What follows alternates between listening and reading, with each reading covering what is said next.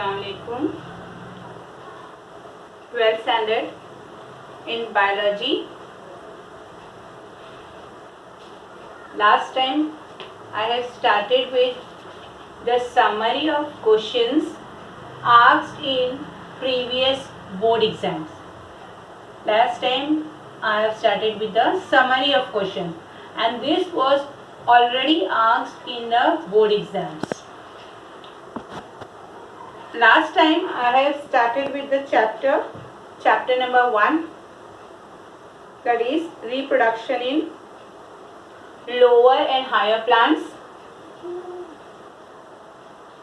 We have already done with 25 questions. I have given you 25 questions of this chapter which are already asked in exams, that is it may be asked for March, October or July exams. So let's continue with the same. Now question number 26. See, question number 26 is give the floral adaptations for anemophily and entomophily.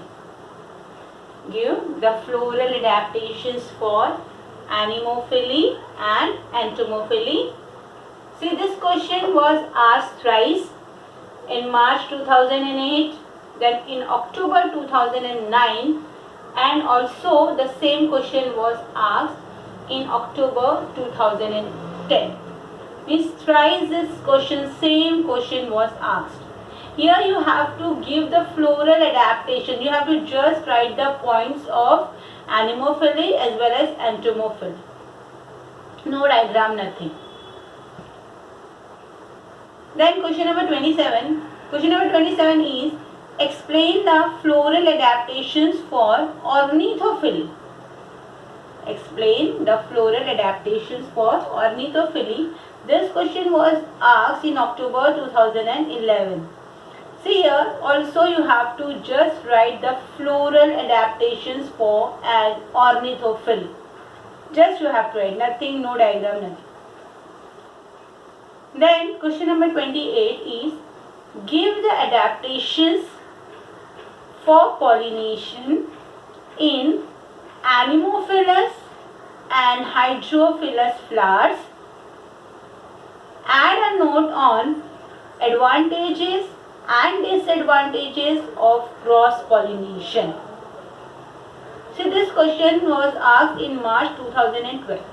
Now if you see this question you can see it can be divided. It is divided into 4 parts. 4 parts are present in this question. 4 different questions are present in a single question.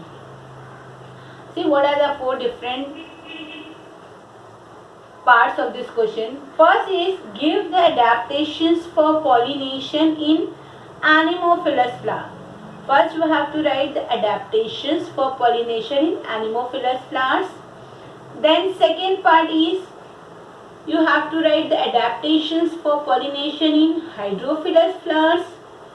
Then what you have to write, you have to add a note on advantages. So you have to write the advantages of cross pollination, and the last part of this question is write the disadvantages of cross pollination. Means 4 different questions are present.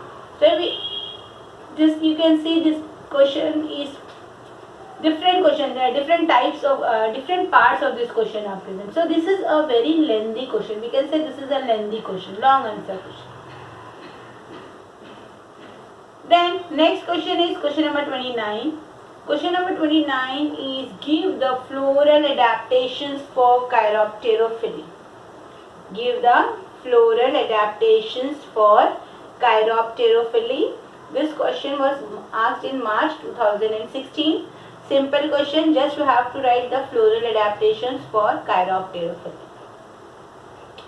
The next question number 13 is give the floral adaptations for anemophily.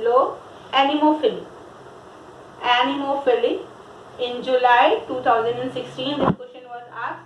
Simple question, you have to just write the floral adaptations for anemophily. Now here is question number 31. What is saying question number 31? Enlist any two floral adaptations. Enlist any two floral adaptations in Salvia. Salvia. This question was asked in March 2017. Now see here, as you have to write floral adaptations in Salvia. So Salvia comes under which category? It comes under entomophily, because in entomophily pollination takes place with the help of insect, and Salvia is an insect. So this comes under entomophily. Means you have to, this is indirect question, it means you have to write the floral adaptation for entomophily, and it is here written any two. So you can write any two floral adaptation, many are there, any two you have to write in Salvia. Then next question is question number 32. Question number 32 is distinguish between anemophily and entomophily. Distinguish between anemophily and entomophily. Here it is written distinguish between. Means you have to write the distinguishing character between anemophily and entomophily. You have to draw table. One side you have to write anemophily, another side entomophily, and then you have to write the distinguishing point. Means you have to draw, you have to make the column, table, you have to make the table, then you have to write the opposite points of anemophily and entomophily. This question was asked in March 2017. Okay.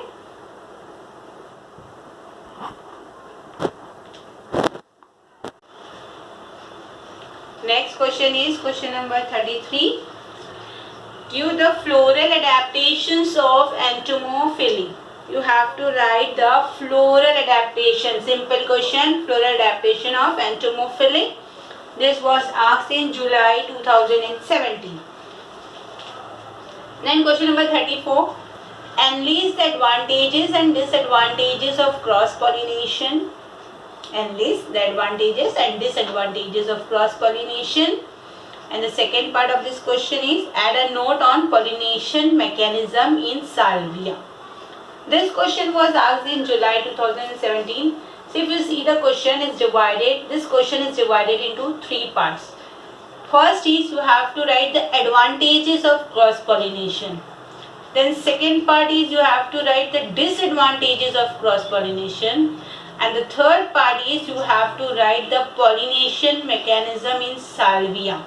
And that pollination mechanism is in Salvia is entomophily. Means you have to write about the entomophily and its pollination mechanism. That is there in Salvia. It is there in your book. And then question number 35 you can see. It is a MCQ question. A versatile anther is an adaptation for dash type of pollination. A versatile anther is an adaptation for dash type of pollination. This question was asked in July 2018. And see, options are there: anemophilus, entomophilus, hydrophilus and ornithophilus. So the answer, what will be the answer as versatile anther is present, na? So this question, the answer for this question is A, and anemophilus, wind pollination. As versatile anther is there, means it can move according to the wind. So wind pollination. So correct answer is anemophilus. So 36 question number is distinguish between self-pollination and cross-pollination. This question was asked twice, in October 2010 and also in March 2011. You have to write the distinguish between self-pollination and cross-pollination. Very simple question. You have to write, you have to just draw the table and then you have to distinguish between self-pollination and cross-pollination. Then question number 37 is define geitonogamy and xenogamy. Define geitonogamy and xenogamy. Then give the advantages of self-pollination and cross-pollination. And the next is explain how dichogamy favors cross-pollination. This question was asked in March 2013. So if you see the question, then this question consists of, you can see 1, 2, 3, 4, 5. 5 parts are there. First you have to define geitonogamy. Then second part is you have to define xenogamy.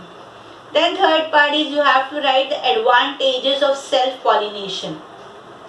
Then the fourth part is you have to write the advantages of cross-pollination. And the last part is you have to explain how dichogamy favors cross-pollination. How this dichogamy favors cross-pollination. Means a single question consists of 5 parts. Okay?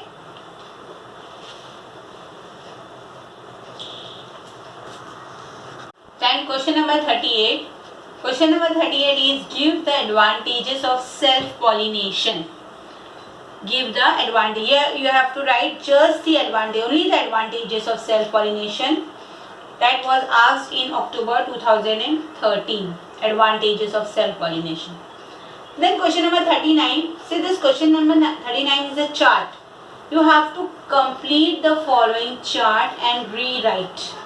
Means you have to complete and rewrite. Means you have to again draw this chart in your paper and write. This question was asked in March 2019. And what the question is, you can see serial number was there, 1, 2, 3, 4. 4 agencies are there. 2 is written, you have to write, and the third chart is about type of pollination. So water, which type of pollination you have to write. Then here you have to write the name of the agency, and it is written, it is entomophily. Then bat, you have to write type of pollination, and last ornithophily is written, you have to write the agency. So water, it is hydrophily. Here will come hydrophily.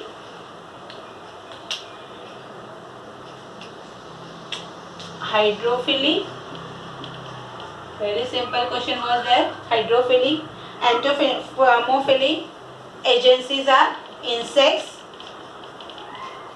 Bat is chiropterophily.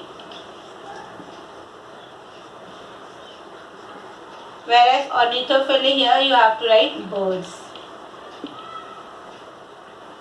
Okay, so this chart, this complete chart you have to write on your paper. This was asked in March 2019. Then question number 40 is define parthenocarpy. Define parthenocarpy was asked in October 2015. Here you have just to define, you have to define parthenocarpy and nothing else. You have to write the definition. Then question number 41 is with the help of a suitable example explain protandry. With the help of a suitable example, you have to explain protandry. This was asked in October 2015. Means you have to write protandry definition and also its example you have to write. Then the last question, question number 42 is explain outbreeding devices in angiospermic plants. You have to write the different outbreeding devices are present in angiospermic plant. This was asked in March 2019. Now students, I have given you 42 questions of this chapter. This is chapter number 1, that is reproduction in lower and higher plants. Here I have excluded the part which will not be there for your paper, that is asexual reproduction in plants part, that is not there. So I have excluded the part. So I think this total question 42, if you study this question 42 of this chapter, this will be more than enough. Everything, every side, every corner of this chapter I have included in this question. And if you study this, and as the question are already asked, if you study this, you will find that this chapter you have done with the chapter. You are ready with this chapter. Okay. So, student, practice this. Find out the answer of this question. study it and make yourself ready for this chapter. Okay, next time I will give you next chapter that I have done. So today I have completed with one chapter, questions of one chapter, that is summary of questions that was already asked in previous board exam of chapter number 1. Okay, study, that will be helpful for you. Okay, thank you.